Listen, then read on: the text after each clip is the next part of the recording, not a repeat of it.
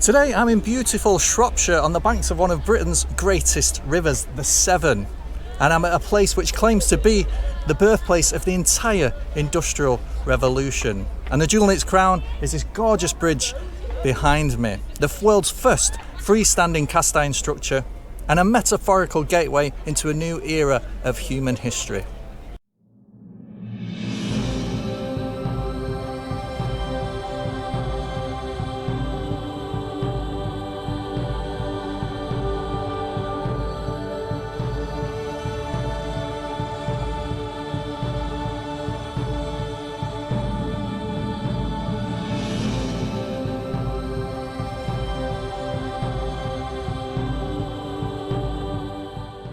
Built in 1779, this beautiful iron bridge behind me was so important that a small town built up right next to it. The town itself simply called Ironbridge. But before we look at the bridge in detail, there's somewhere even more important a short walk away, where the extraction of coal and the smelting of iron revolutionised the process of industrialisation going on all over the country. And if you thought the name Ironbridge was too on the nose, well, that place down there is called Coalbrookdale, and it's got quite a claim.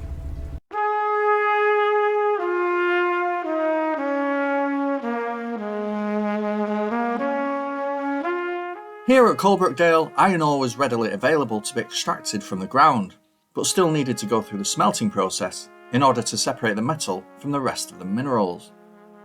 This of course requires melting the iron at the incredibly high temperature of 1535 degrees Celsius. To reach this temperature, you need to blast air into a furnace. For hundreds of years this was done on a small scale by village blacksmiths. But by the 1600s blast furnaces were big and the demand for fuel to heat the fires was growing quickly. And that fuel was charcoal, which is produced through the controlled burning of timber. It was a tried and tested fuel source used for centuries, but it depended on one obvious thing: a good supply of wood. Iron production therefore usually took place in areas of large woodlands. Now there are two problems with this. First, producing charcoal from wood takes time, and second, Britain's natural woodland had been steadily cut down for hundreds of years. By the beginning of the 18th century, Coalbrookdale was already producing iron in blast furnaces at the site here. Then in 1709, a man called Abraham Darby arrived in the area and took over the use of this unused blast furnace. Instead of charcoal, Darby used coke, which was found locally, bringing the cost of iron production right down and enabling for the first time its mass production. Coke is a purified form of coal and is structurally stronger than charcoal, meaning that the quantity of molten iron produced is much greater and that larger castings can be made. It also crucially meant that the cost of iron production was much cheaper. Right, so this is Abraham Darby's iron foundry, the original foundations of the iron foundry, next to this glorious big viaduct here. Now the remains, the ruins are still here. That building there was where a water wheel was, and you can hear in the background the sound of running water coming down the hillside.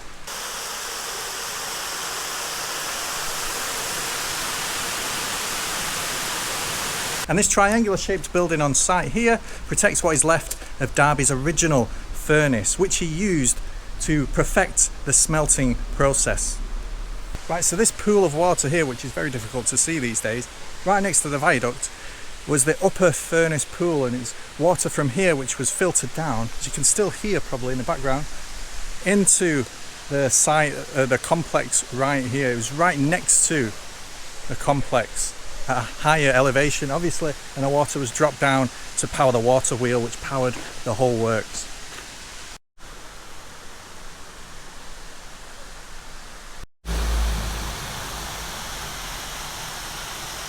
Abraham Darby's innovation to the smelting process was subtle, but by producing stronger, larger castings of iron over the following years, a surprising benefit was the sudden ability to use iron as a proper building material, allowing for bigger buildings to be constructed. As well as structural support for buildings, iron was also used for new mill machinery, to support new bridges and aqueducts, as well as, crucially, the early development of steam engine technology. The world's first ever atmospheric beam engine was installed in 1712, using iron cast at Coalbrookdale. The engine was used to pump water from the Earl of Dudley's coal mine just 15 miles away. So this is actually quite exciting. It's often said that this is the birthplace of the entire Industrial Revolution, this furnace down here. Now sadly, that's not true. There is no birthplace of the Industrial Revolution. It happened over many places over a long period of time. It was a process rather than a singular event. However, if anywhere on Earth can claim to be the birthplace of the Industrial Revolution, this furnace down here has got the best shot. Now this part of the Severn Valley is in fact absolutely perfect for that early breakthrough in iron production. All the raw materials are here: iron ore, limestone and coal. And the Severn was the highway of the age, with boats quickly taking materials in and out of the area. And the gorge itself means that the water here runs unusually quickly, meaning that water wheels could be used to power machinery in the mills and foundries.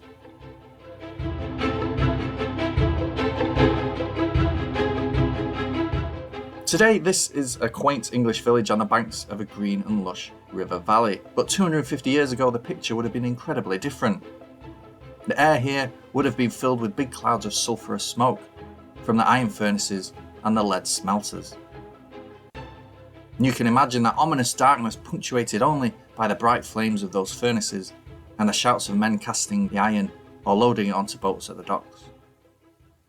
By the 1770s, Abraham Darby I had died, and the company was largely run by his grandson, also called Abraham, who oversaw its domination of the industry and its diversification into new uses for iron. Abraham Darby III and the other businessmen of the area wanted this bridge built, not just because it was useful to them to have a decent crossing for goods, but because it was a statement of their abilities. They employed the skills of architect Thomas Pritchard to design the bridge. Pritchard's work was mostly on interior design and architecture, but he had experience designing and building a bridge outside Ludlow in 1772. So by making the bridge completely out of iron, by making it so grand and attractive to the eye, and so high above the water, they were in effect advertising their skills. It was a powerful and confident boast that they were the leaders of this new era, and all the industries around here were capable of leading the world.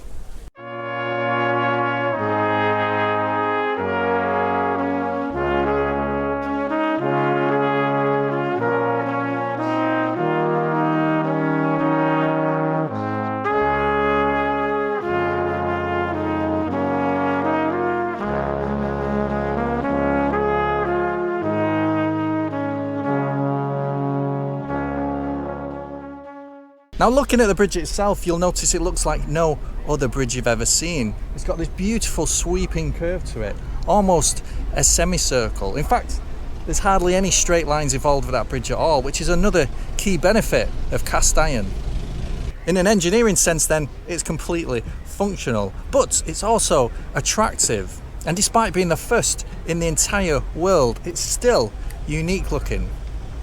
And since 1986, it's also had World Heritage status. So it's up there with the Great Pyramids of Giza, the City of Venice, and the Amazon Conservation Area. In other words, it's a place which is crucial to our understanding of the world and our place within it. Now what's great about it is that it's still being used as a bridge. It's not closed off to the public or only accessible if you buy a ticket and go through a gift shop. And it's not been superseded by a newer, bigger bridge.